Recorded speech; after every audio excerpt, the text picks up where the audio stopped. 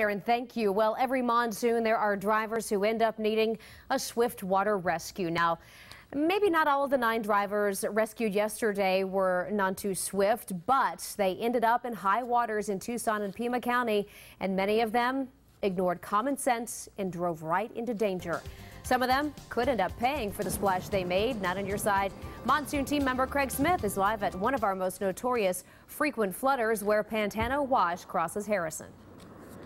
You know, here's a measure of just how often it does flood right here. The city has actually put in a permanent flood warning. This is the kind of place where you could be going along saying, well, it's not raining where I am right now. What do I have to worry about? And then the next thing you know, you have been hit by a high flow of water, a wall of water sometimes, because rain from miles from here has been collected by the Pantano Wash, channeled down to this dip in the roadway right here. You could end up stuck with some serious penalties. Bad weather and bad judgment kept rescue crews busy.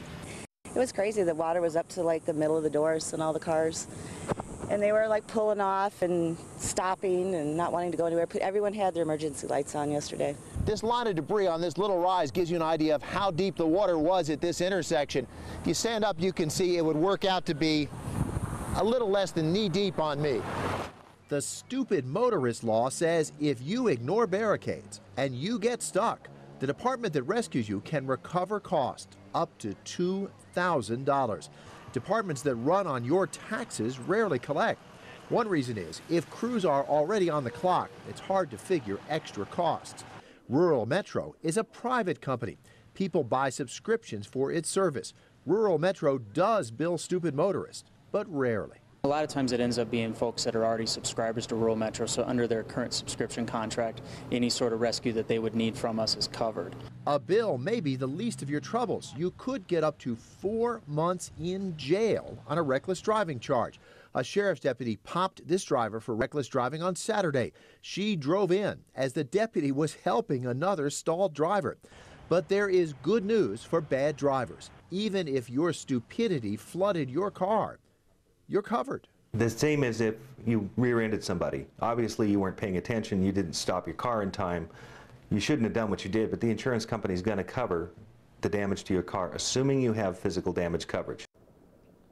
Now, of course, that means if you only have liability coverage, you're out of luck in terms of flood damage. That is going to be on your own dime or a lot of dimes. Craig, does it affect your insurance if an officer cites you for reckless driving? Well, Robert Tate says from an insurance standpoint, no, that doesn't affect your insurance coverage. They will still pay up. All right, Craig, thanks. Now here at Not on Your Side, we give our viewers a voice, and we'd like to hear from you. Our question of the day, do you think existing laws and enforcement efforts are enough to keep drivers out of flooded washes? It is our question of the day, and you can join the conversation at KGUN9.com.